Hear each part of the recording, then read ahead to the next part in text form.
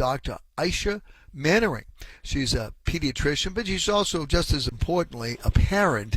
And she's going to address the concern about makeup companies marketing products to kids, in some cases kids under 10, and to boys and girls, but I assume more so to girls. And actually, some governments around the world have been investigating some of these companies.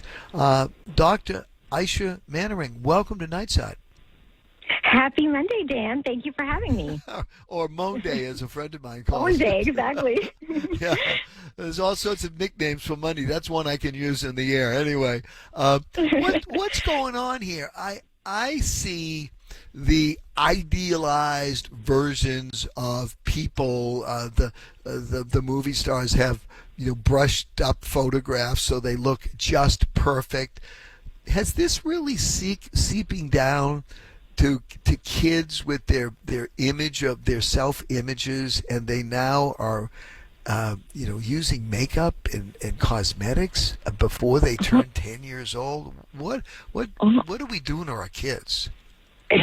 Unfortunately, I am seeing this trend in younger and younger kids. I've worked with kids for about 15 years or so, a little over now, and probably in the past, 2 to 3 years, I've seen younger kids, maybe anywhere from 8, 9, 10, and then into the tween years, they are using multiple products for skincare routines, anti-aging routines, and yes, makeup as well. But it's really this increase in being obsessed with our skin and preventing wrinkles and things like that I've seen as somewhat of an alarming change that I think we as parents really need to pay attention to.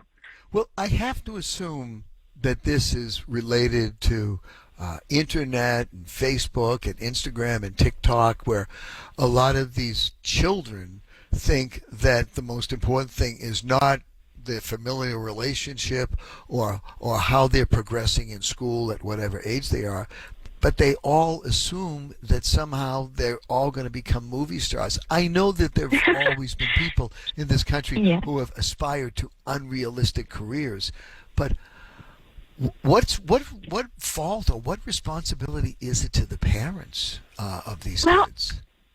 Yes, I think you absolutely need to start having these conversations at home. I mean, all of this kind of starts in the home to some degree because, we're going to face these challenges. Social media is here to stay. AI is here to stay. We have to kind of learn it, understand it, and help our children navigate around it because, we had the opportunity to exist in a world that didn't have such a predominance of these things, but our children, this is what they know. And, it's not going anywhere. So that social obsession with perfection when it comes to beauty, using, filters and Photoshop and AI, that is around to stay. So you kind of have to start talking to your kids about really, what makes us a good person that we like being, and, what do we consider to be values that we want to put out into the world. And we need to also help our kids navigate how to build their own confidence so that they are not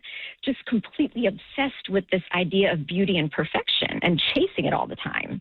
Right, but as they spend time being obsessed with anything, if some we see parents who make sure that their children are playing sports, which is a great positive activity. But some parents kind of lose it and assume that because their kid can skate or because their kid can bounce a ball, they're going to be a number one draft choice in the NHL or the NBA. It's not realistic.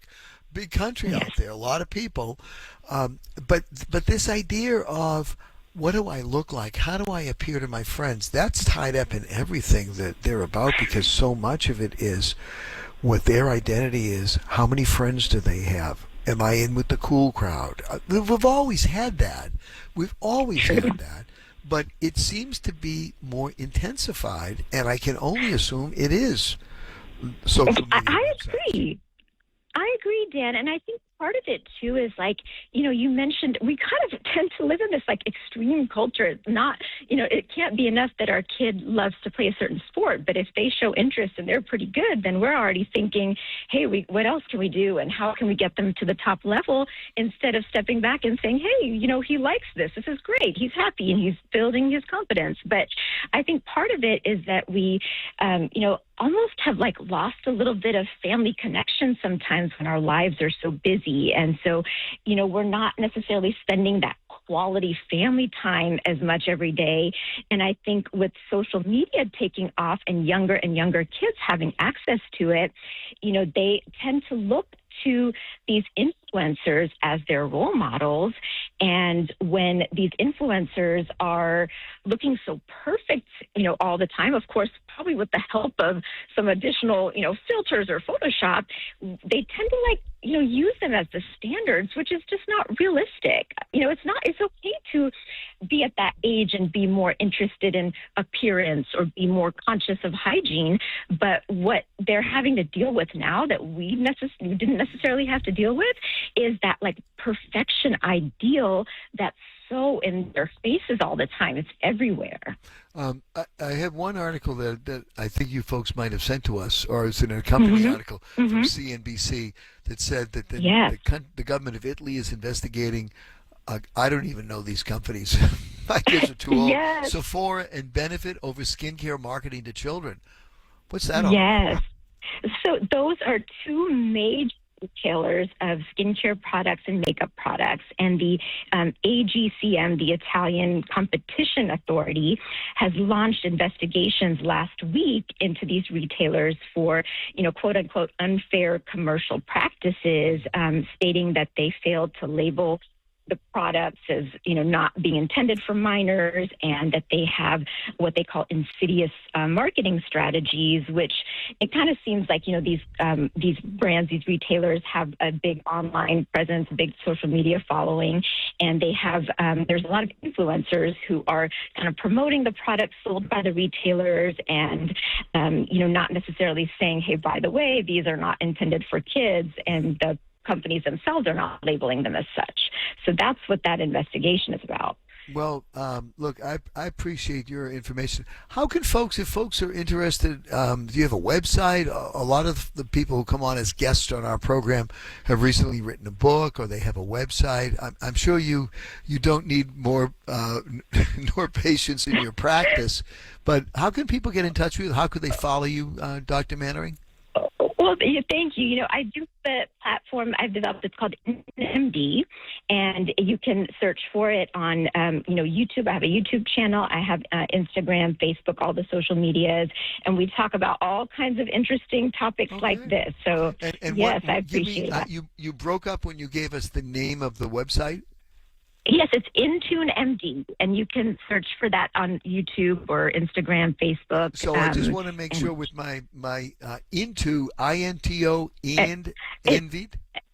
It's Intune MD, INTUNE MD. Intune Envy. Okay. MD, all one yes. word, or do you split them up as? So it's Intune is one word, and then MD like medical doctor. Okay, Intune MD. Perfect. Yes. Perfect. Yes. All sorts of websites that people will be able to reach you. Dr. Mannering, thank you very much for your time tonight. Love to have you back. I really enjoyed it. Thank you so much. I appreciate it.